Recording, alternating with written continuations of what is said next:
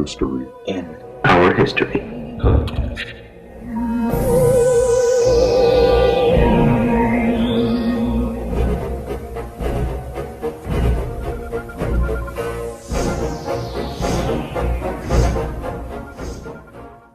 Hey everyone, thank you for listening to the Mystery in Our History podcast, where we take an in-depth look at all things urban legend and conspiracy theory related and how they came to be. I'm J.R. Supa. This is my White Claw. That's Chris Berry. Here we go. Let's do this thing. Black cherry for life. Black cherry. He's a black cherry, man. Right. As you guys last recall, last episode, Chris and I were discussing the Incubus, the lesser-known male counterpart to this episode's topic, the Succubus. So let's jump right into this installment of our demon series. And if you're watching on YouTube, yes, these are the same clothes we wore last episode because we recorded 2 in a row. Don't judge us. Fuck off. Yep. Also, this is gonna be good. So, just enjoy. This is Don't worry about that. definitely my preferred of the 2 demons. What's that? Just more interesting. Smart, sexy, and potentially deadly, the Succubus is not a demon to be underestimated. She is a powerful seductress who loves nothing more than to toy with men, and although she may seem fun at first, you wouldn't want to make her angry. Yeah, right. Speak for yourself. Miss Perfect over there.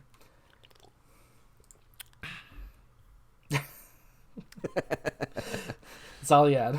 Yep. A succubus is a demon in female form, or supernatural entity in folklore traced back to the medieval legend, that appears in dreams and takes the form of a woman in order to seduce men, usually through sexual activity. Religious traditions hold that repeated sexual activity with a succubus may result in the deterioration of health or mental state, or even death. Now imagine telling people that you need to avoid a succubus in 2019 because they're gonna fuck you to death or drive you like insane. Like, people are just gonna be lining up for it. Oh, honestly. absolutely. Yeah, they're just like, wait, I get to fuck and die? Yeah, Perfect. I'm good. That's all they're aiming for half the time anyway. Yeah, pretty much. But yes. In modern representations, a succubus may or may not appear in dreams and is often depicted as a highly attractive seductress or enchantress, whereas in the past, succubi were generally depicted as frightening or demonic. Just classic Hollywood, sexing up the demon to sell it. Jeez. Goddamn right, Chris. So let's talk about the folklore. Okay. Perhaps the most famous seductress of all time, Lilith, is known as the mother of all succubi. She appears in Sumerian, Egyptian, Greek, Roman, Judaic, and Christian mythology. In other words, Lilith gets around to all religions. She's a hooah. Frank Reynolds is channeling your inner Frank. Lilith, called Lilitu, first appeared in Sumerian culture as a goddess of fertility and witchcraft. Later, the Assyrians and Babylonians associated her with dark demons. The Greeks gave Lilith, called Lamia, an extensive backstory. She was a beautiful woman who Hera transformed into a monster after her beauty attracted Zeus's roving eye. In her new monstrous form, Lamia roamed the world, seducing men and eating babies. I love the thought of basically not knowing what something is and just making up a backstory for it. Because, like, the Greeks would have made the best dungeon masters, like, hands down. If D&D was in BC. Yep. They would have been rolling stone die. All right. Judeo-Christian mythology also puts their own spin on Lilith's legend. They described her as Adam's first wife, created at the same time as him. Unlike Eve, Lilith was no meek partner. She refused to honor Adam as her leader. Instead, she went off exploring on her own and discovered the Red Sea, where hordes of demons lived. The rebellious woman found that she liked the demons more than Adam, so she mated with them and began bearing Ilium at the rate at the rate of more than 100 per day. These Liliums went out into the world as demons, some of them as sexy and independent as their mother. These became the succubi. It also looks like the Christians are going to throw their hat in the ring for D&D backstories, so that's good. Not bad, right? As depicted in the Jewish mystical work Zohar, not to be confused with Don't Mess with a Zohan, and the medieval rabbinical text Alphabet of Ben Sira, Lilith was Adam's first wife, who later became a succubus. She left Adam and refused to return to the Garden of Eden after she mated with the archangel Samael. And legend has it that Samael was a Chad with infinite gains. Could have sworn he was a Kyle, but, you never know. You'd never know. In Zoharistic Kabbalah, there were 4 succubi who mated with the archangel Samael. There were 4 original queens of demons: Lilith, Ishith, which sounds a lot like eat shit, Definitely sounds Agrat, like shit. Bat, Malat, and Nama. I'm sorry. Eat shit and Agrat, Bat, Malat. Anyway, a succubus may take a form of a beautiful young girl, but closer inspection may reveal deformities of her body, such as bird-like claws or serpentine tails. Folklore also describes the act of sexually penetrating a succubus as akin to entering a cavern of ice, and there are reports of succubi forcing men to perform cunnilingus on their vulvas, which drip with urine and other fluids. In later folklore, a succubus took the form of a siren. Dude, what the fuck, man? That's the grossest thing I think I've heard today. So... Like, drip with urine and other fluid. Like, dripping. Just that makes me want to puke. So... this will also be not suitable for children when I upload it into YouTube. Yeah, right? But on the other side of the coin, though, ice cave vagina is funny, though. Hilarious. Just like some ice cold sex we have with the succubus. It's just hilarious. I don't know. Throughout history, priests and rabbis, including Hanina ben Dosa and Abaye, tried to curb the power of succubi over humans. However, not all succubi were malevolent, according to Walter Mapp in the satire De Nungus Curialium, Trifles of Courtiers. Pope Sylvester II was allegedly involved with a succubus in 1999-1003, named Mary Dinah, who helped him achieve his high rank in the Catholic Church. Before his death, he confessed of his sins and died repentant. That's a weird thing to confess on your deathbed, I feel. I guess he was just looking for salvation or whatever, but it feels like it's almost like a delusion. But this is also... take with a grain of salt, and the only reason why I know this is because one of the podcasts that I just recorded for another project today was about popes in medieval times. Gotcha. And so it was a little after this, I think, and I think it was Pope John the 12th. He literally just had orgies and worshipped pagan gods. Like that was that was his popehood. And he got caught in the act of fucking another dude's wife, and the dude threw the Pope out the window. Good. Yeah.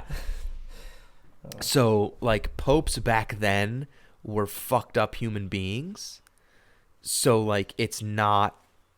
So I guess it's not that out of the question, huh? Right. It's not that crazy that, like, this guy would think he's, like, involved with a demon. Or, you know, or say he was. Yeah. All right, now we're going to get into the cultural representation. So, female sex demons have been around since the dawn of folklore. They can be found in cultures all over the world. India has Yakashini. Arabia has Karina. Native Americans have the Deer Woman. China has Mogawi. And Greece has Lamia. It's impossible to know which of these legends came first. Most likely they all evolved separately around the same time. So, I only know this because I watch everything with subtitles because I'm practically deaf. So I was watching Gremlins not too long ago, and I'm going to say that Gizmo is the only Mogwai that I'm going to acknowledge. Fair. Not this one. Fair enough. And, but anyway, Gizmo could have just been the male Mogwai. Ooh, maybe that's what the Gremlins were. Maybe. Incubus.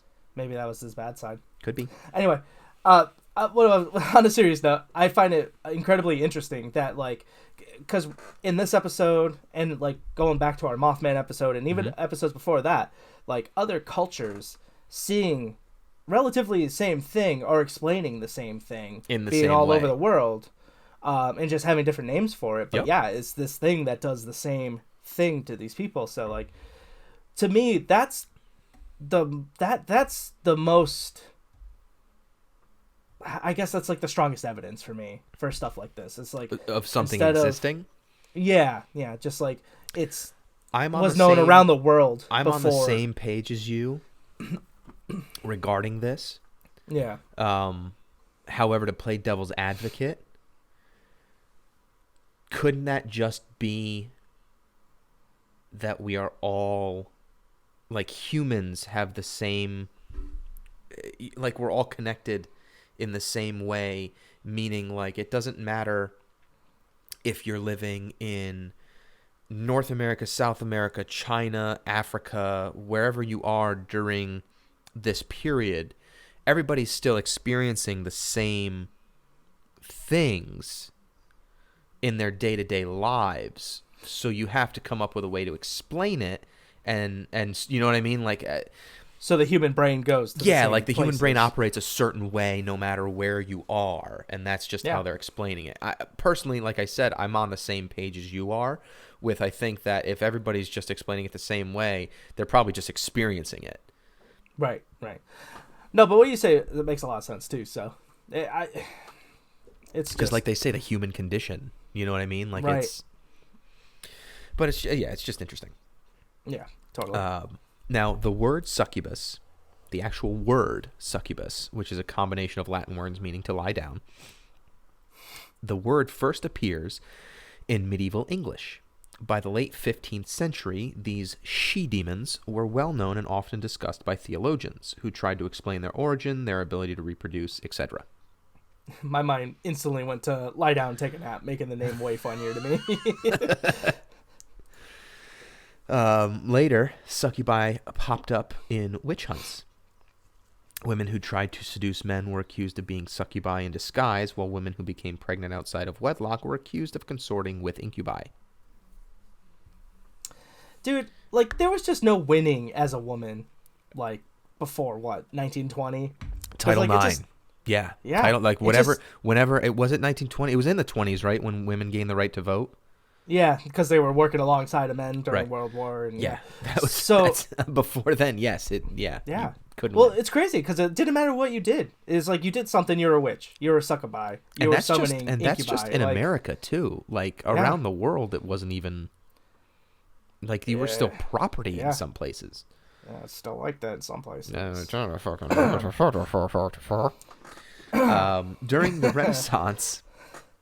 the Renaissance and Romantic period, interest in grotesque, subversive female demons declined. Go figure.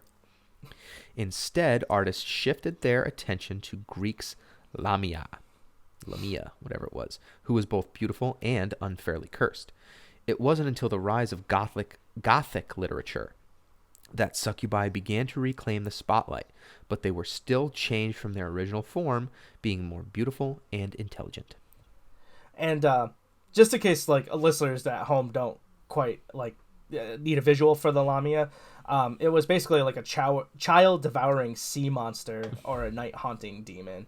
And she was the daughter of Poseidon and the mother of the monster Scylla. Scylla, I think. Scylla. Scylla and Achielos. Thank you. Yes, Achielos. Yeah. But yeah, they were originally the queen loved by Zeus. Yeah. I only know that from playing video games, strangely enough. Fair.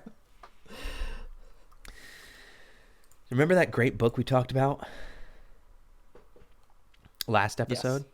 Yes. The Malleus Maleficarum? Yeah, the one I was just like, what? Sure, that's a thing. Like, yeah, Well, yeah. According to the Malleus Maleficarum, or Witcher's Hammer, written by Heinrich Kramer in 1486, like we discussed last episode. Succubi collect semen from men they seduce. Incubi, or male demons, then use the semen to impregnate human females. A lot of rhyming. Thus explaining how demons could apparently sire children despite the traditional belief that they were incapable of reproduction. Children so begotten, aka cambions, were supposed to be those that were born deformed or more susceptible to supernatural influences.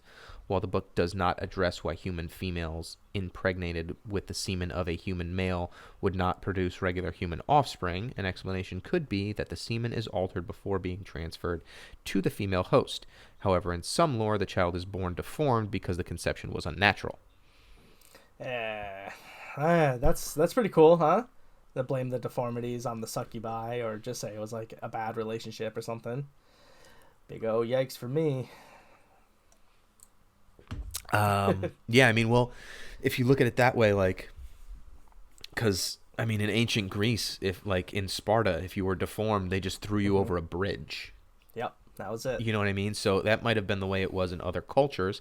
And the workaround is, don't kill my baby. It's deformed because it was fathered by a demon, which means it's probably going to have supernatural powers, so you should keep it around. Yeah.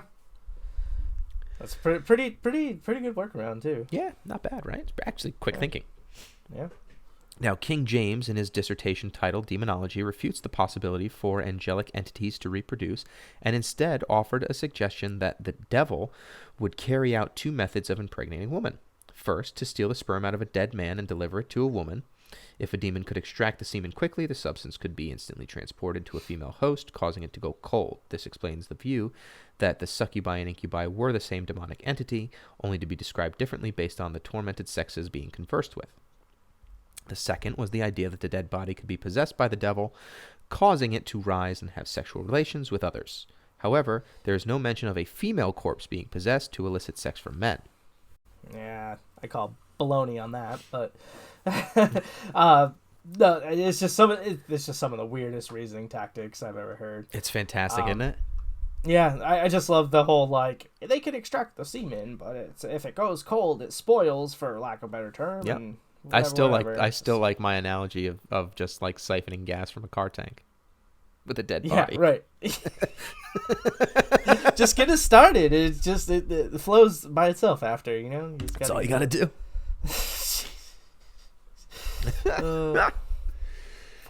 In the field of medicine, there's some belief that the stories relating to encounters with succubi bear resemblance to the contemporary phenomenon of people reporting alien abductions, because it all comes back to aliens, always. As it should. It always should go back to aliens. Which has been described in the condition known as sleep paralysis. It's therefore suggested that historical accounts of people experiencing encounters with succubi may rather have been symptoms of sleep paralysis, with the hallucination of the said creatures coming from their contemporary culture. Or could just be that they were abducted by aliens. Yeah. And that checks out. And I'm interested in what more you have for me. Good. Because it's aliens. Because aliens. All right. Well, now we touched on the sleep paralysis aspect of things, since we already discussed that in the Incubus episode. But there's more we have yet to touch on. And most of this comes from an article on how stuff works, but offers an interesting view on the insight on the demon explanation and its relationship to sleep paralysis. So here we go.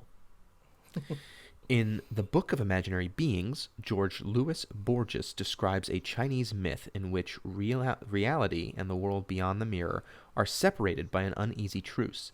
When that truce inevitably breaks, the strange denizens of the spectacular world will spill back into our own, and the gleaming flesh of unnatural color will be the first to break through the looking glass. Yeah. Okay, then. I guess it's as credible as anything else at this point. Sure. The experience of sleep paralysis is very much like a glimpse of that portentous fish. It distorts the line between the worlds of unconscious dreaming and our conscious experience of reality, because indeed there's a biological truce between sleep and wakefulness, and when it breaks, that's when the demon creeps in. Yes. Okay. All right.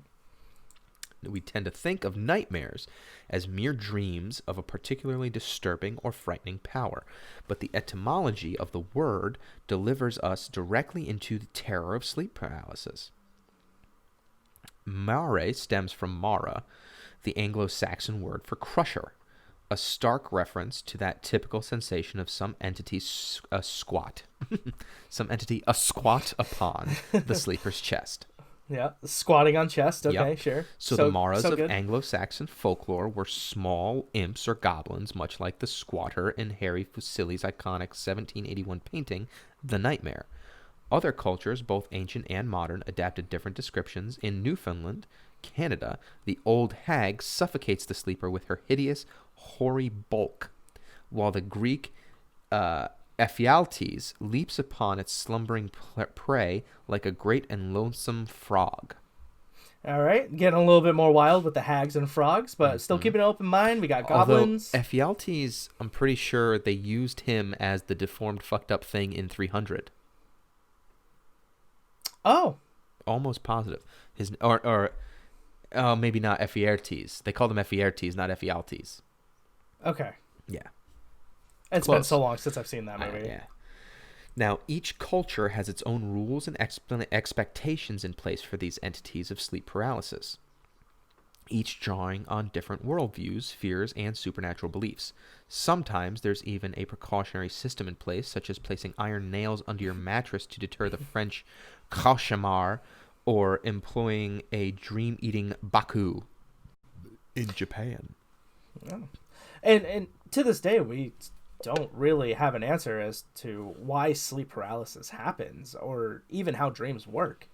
I personally think we still have a very long way to go to fully understand like how the human brain works, and I think that there is even more potential to the human brain that we have unlocked. Absolutely. Now, while the cultural particulars vary, we can describe most of these maras as demonic in nature.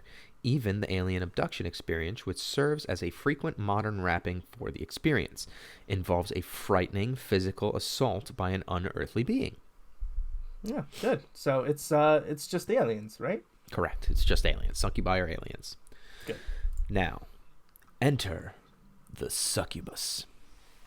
Demon on human sex was a subject of surprising complexity in the 15th century Europe. On one hand, as much as half of the general public experienced sleep paralysis, confounded by sexual dreams and nocturnal emissions in both sexes.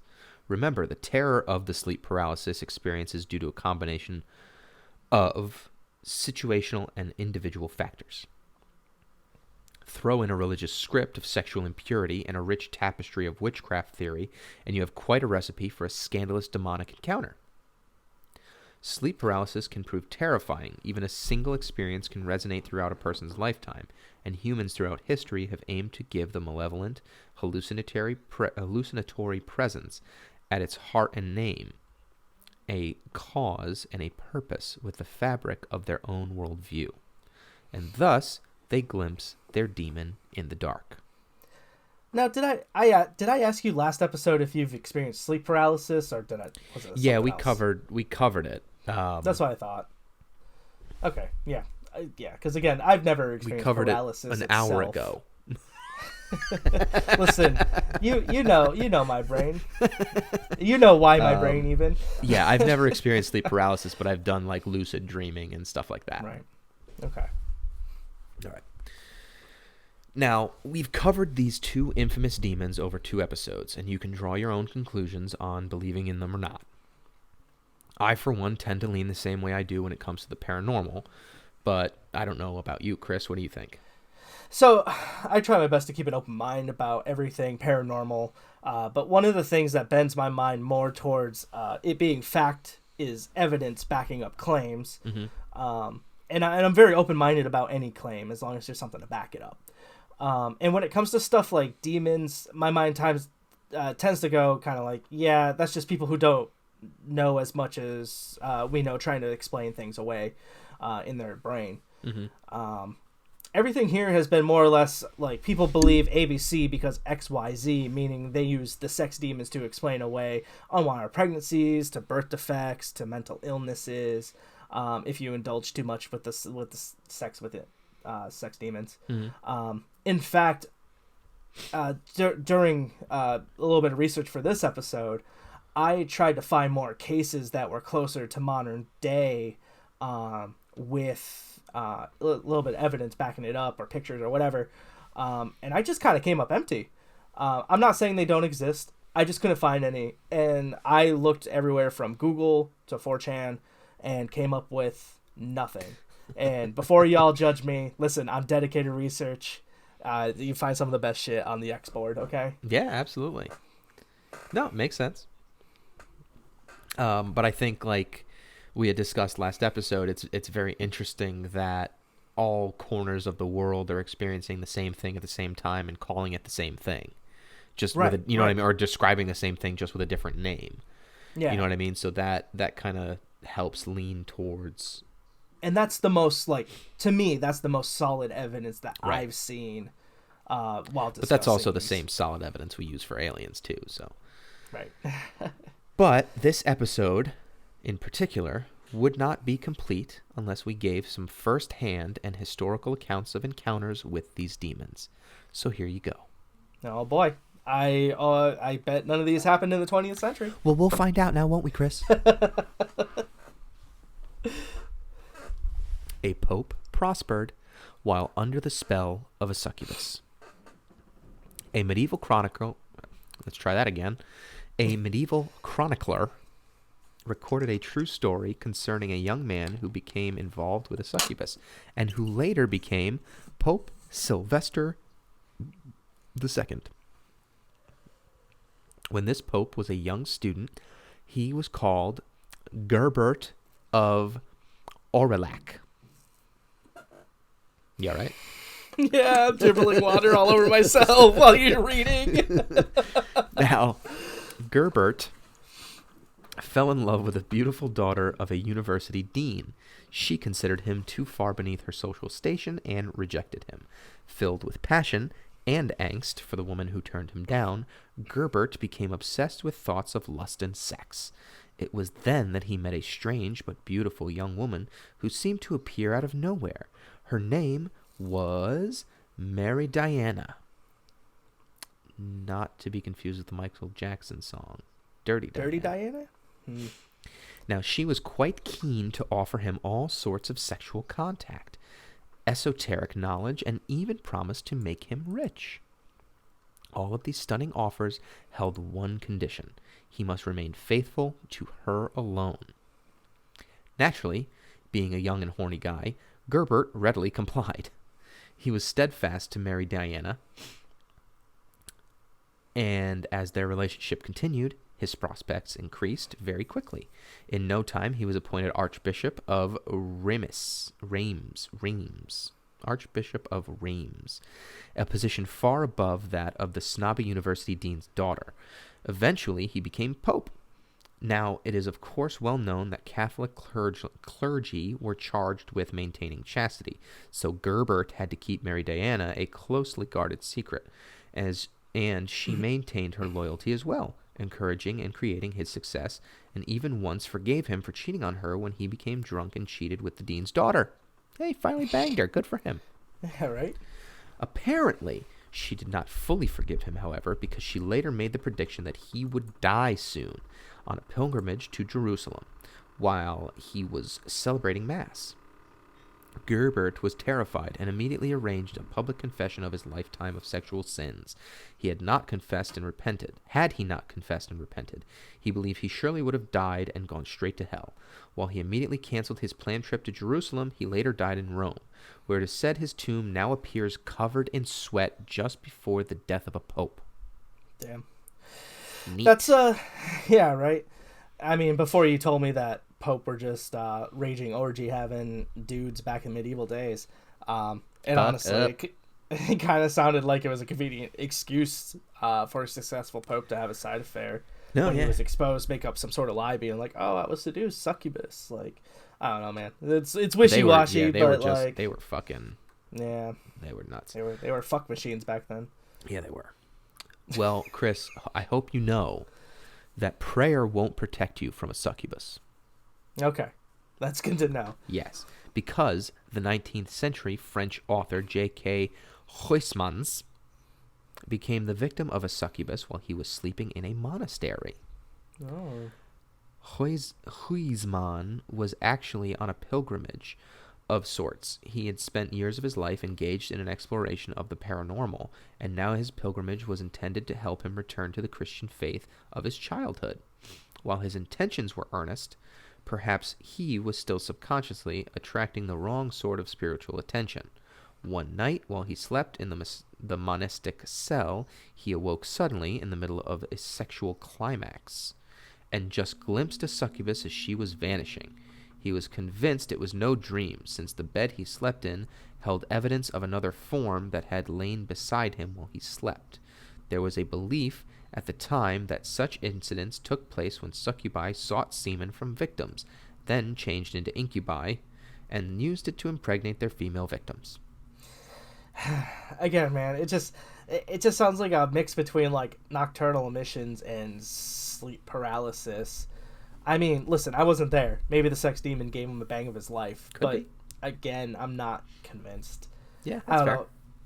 know. Do you know if anyone saw the imprint next to him? I don't know. It didn't say. Yeah, I'd be way more willing to believe it if like someone else was just If like, somebody hey, else shit, came in look, and be like, "Oh, hey, who's sleeping in your Hey. bed there?" there's like a body print right there. Yeah, I don't know. That's fair. Now, here's another warning. Exhaustion opens the door to succubus torture. Okay. Yeah. Here we go. When Ethan arrived home late one evening in December 2012. Oh shit, that's yeah, the 21st century. dog. Okay. The all Bakers, right. I take it back. Yep, the Bakersfield, California youth was beyond exhausted. He had spent a very long day studying and listening to lectures at school. As soon as he arrived home, he collapsed into bed, desiring sleep over all else. And yet he slept fitfully, with thoughts of dread and worry that someone or something was breaking into his home and approaching his bedroom door. Suddenly, whatever it was broke through his door, startling him from sleep.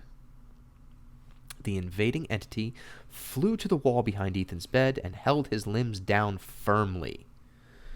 His ears began to vibrate, even to the point of pain. The young man cried out for help, cursing whatever was restraining him, but the entity only laughed at him in a frightening voice. Suddenly, the entity, which later Ethan determined to have been a succubus, cried out, "Soon!" and let go of the terrified young man. Heart pounding, Ethan dashed to turn on the lights, but nothing appeared amiss. Only his dogs seemed to understand that something dangerously evil had entered the home. They barked and scratched at the door, worried about what was happening to their owner. Ethan then wandered into the bathroom to have a look in the mirror. He was shocked to see that his eyes were completely bloodshot and red. Yeah, I mean, again, while this one is indeed in the 21st century, I'm reluctant. It's just an account of one person saying, like, hey, this happened to me, with, like, really nothing to back it up. I mean, I'm not the authority to say it didn't happen. I don't know. It makes an interesting story, and so I can see why, like, you would share it, but I don't know. Well, let's talk about the next one. Okay. Where a succubus posed as a child's imaginary friend. A young man named Patrick reported that in 2012, Chris, Another one. he was the unwitting victim of a succubus that took the form of an imaginary friend he had in childhood. The imaginary friend was called Lucy, and she would come and play with Patrick when he was alone or lonely. Lucy watched the boy grow and told him that one day when he reached puberty, she would teach him some new, interesting, and exciting things that he hadn't even imagined. Patrick's parents were concerned, and they sent him to a number of psychologists trying to learn why he was becoming obsessed with a fictional invisible character. Nothing helped. Here's why. Because the character was jerking him off. Mm-hmm. Then, when Patrick turned 16, he says that Lucy began encouraging him to meet and date real women. She remained nearby to help him and teach him. how to make himself and his partners sexually satisfied, and so began Patrick's sexual relationship with Lucy the succubus. He claims Lucy stuck around for years, continuing to have a variety of sensual and sexual experiences with her victim. Then Patrick met and fell in love with a real woman. They married, and at that point he began to see Lucy less and less. Then one day she was gone. After some years had passed, Patrick began to have trouble with his marriage. He began to feel Lucy returning, but he has never revealed if she resumed the relationship with her or remained with his wife. I guess. I mean, there's like so there's like documentation of like he's been talking to Lucy ever since he was a kid, and continues to talk about Lucy past 16. Again, I'm trying to keep like an open mind about these things because I like to, but again, it just kind of feels like some sort of, I don't want to say mental illness, but like just something going on, right? It's fair. It's fair. I don't know. It's yeah, fair. I mean, Next story. Okay. A succubus accosted her victim in public. See, I was drunk at a bar. You threw me into public. little Ron White for everybody. Some men are not only willing victims of a succubus, they actually research, plan, and summon the female sex demons. Here we go, baby. Yep. All right. An anonymous online poster claims he prayed to Lilith to send a succubus to him. Online meaning 21st century. Okay. And soon, that's what happened. He described her as a slender, tall, with fair skin and flaming long red hair. He called her a Lyra, which is also, I believe, my health insurance, but that's beside the point. And she stayed with the man for a number of days and nights. Excuse me. The sex, he stated, was incomparable to any he'd experienced before, because he was probably a virgin, and Alira was positively insatiable. He was in heaven and could not believe his good fortune, singing praises to Lilith for helping him. But after a while, an evil presence also entered the man's life, pushing Alira out. How he interacted with her changed as well. Sometimes he could only see her in his head, or hear her in his mind, because he's crazy, maybe? Yeah. Other times he would be out in public and suddenly she would appear to him, touching him in intimate ways, exciting him and simultaneously embarrassing him as others were around and watching. Perhaps that sort of activity was under the control of the more malevolent force. Mm-hmm. Sure, yeah. That's just how you explain away, just getting awkward Coming in your boners, I pants guess. in the middle of the subway. Yeah. Jesus Christ, dude. Look, man, all I'm going to say about this one was anonymous online poster claims and be done with that, right? Yeah, true. So, I know from time to time I check out anonymous stories here and there, but, I only really care when there's, a timestamp of some pictures or, That's fair. You know what I mean? Well, then you're going to hate the next one. Yeah. But, I mean, what I'm trying to boil down is LARPs have become very popular recently, not to check the backstory of these things. So it's... Explain for the people at home what a LARP is. LARP stands for live action roleplay, but LARPs are also now taking on a new life, I guess, online, where people basically make a story. I wish I could remember what this story was about, but you'll see a lot of ones about ghosts on Twitter. A LARP about someone who claims that their doll is... I wish I could remember the name. But there was one in particular where someone claimed that their doll was possessed on Twitter. Oh, okay. They had pictures, they had recordings, but it was all faked. And it was all faked because it was supposed to be a story that was supposed to be, quote-unquote, real because it was on Twitter. Got it. But indeed, in the end, it was a fake story. But if you don't do your research, someone can just stumble upon that and go, "Holy shit! Evidence right. of a possessed doll. I saw the photos. I saw the videos." They start sharing it, and then it becomes viral. And that's how they work. Yep. That's how LARPs work. So got it. Well, here's another anonymous poster. A male virgin was utterly corrupted by a succubus. Okay. Another anonymous internet poser was eager to tell of his own personal succubus experience. He is diagnosed as bipolar 1. So there's your disclaimer. Yeah. Yep. and was in the midst of his first manic episode when he first encountered the succubus. Though There's he red was flags ra- everywhere. I know. Jesus. Sorry. That's okay. Though he was raised a Christian, he was also just overcoming an addiction to pornography. In other words, the timing and circumstances were ripe for a visit from a succubus or for him to make this shit up. Right. Or have a mental break. Yeah, exactly. He says the experience began with the sensation of a gentle yet profoundly deep touch to his hand, which spread like warmth all over his entire body. At this point, he was fully conscious but wondering what was going on. He claims he could not see the succubus, but sensed her speaking to him as well as touching him. She asked him to go to a private place in his home. He wound up in his car, and that is when the succubus went into action, giving him roadhead.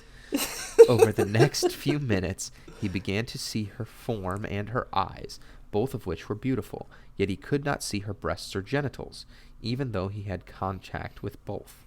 He claimed one of the most amazing parts of his experience was the perfume she exuded. It was intoxicating. She continued to morph throughout the time he shared with her, transforming her hair color, her eyes, her body, even her ethnicity. Quote, I felt as though we were in the Garden of Eden, making love for the first time in all creation, end quote, he wrote. Garden of Eden is a brand that Eat Whole a Foods dick. carries. The Garden of Eden is a vegan restaurant that I'm going to open because it's the greatest name for a fucking vegan restaurant. Also, just real quick there, I love the idea of the succubus being like, hey, you got like a private place in this house that we can go have some time? And he's just like, yeah, baby, my car in the driveway. That's outside. Anyway, but the point I wanted to make was, yeah, dude, like being bipolar, having pornography withdrawals, I think your brain just kind of is going to make up what it needs to get you through that difficult time. And in a manic episode. Right, exactly. All right, last one. A succubus seduced a man while his wife slept beside him. Either she's the heaviest sleeper on the planet or this guy is the biggest dick ever. Either way, succubi don't care who they hurt or who sees them doing their quote-unquote work.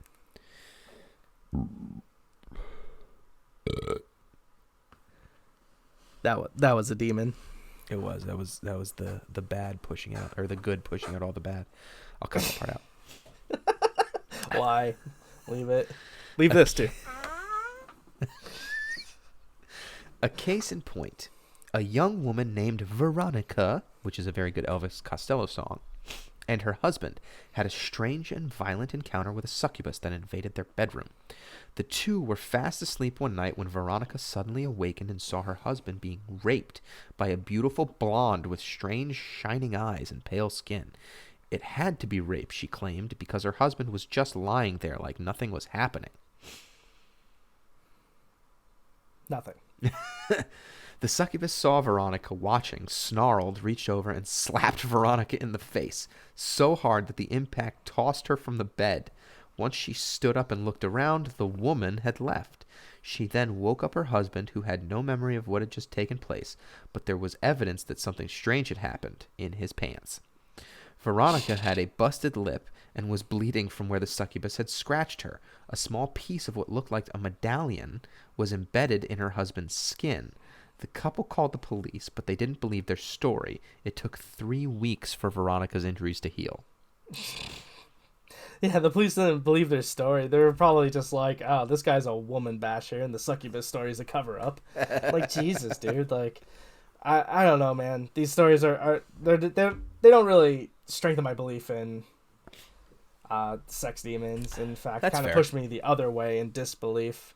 Okay, that's fair. But hey, if I ever stumble upon anything like a more current story with like a little bit of like background evidence, like say this last one we just listened to, right? You said that there was a piece of medallion left in him. Where's the medallion? Show me the picture. Right. Why are there no pictures of this medallion in your skin or digging it out and taking it? You know. Yeah. No, I hear you. I mean, these aren't. I didn't put these in to convince people one way or the other. We're talking about demons, so we should at least have some, first-hand accounts of them. Oh, dude, if I'm not gonna lie, I like when you have like a little story time at the end of Yeah, these episodes. story time Like, is it's pretty fun. fun. I just listen. Yeah, You know, we did it with like Aoki Gahara. We did it with Yeah. this. Like when we do like paranormal shit, it's fun to have the encounters in there. absolutely. It gives you something interesting to listen to, and Yeah, like it gives the viewers and listeners something to listen to, and yeah. exactly. Well, that's how we're going to wrap up this time on the Mystery in Our History podcast. So if you have any urban legends or conspiracy theories that you think we should cover, feel free to email us at the number 4 guysmedianetwork@gmail.com. Please make sure to subscribe and rate us on iTunes. Click the like and subscribe icons on YouTube on the number 4 Guys Media Network page. Or check us out on SoundCloud by searching MIOH Pod, all one word. Thanks for listening, and we will see you next time on the Mystery in Our History podcast. Bye. Goodbye.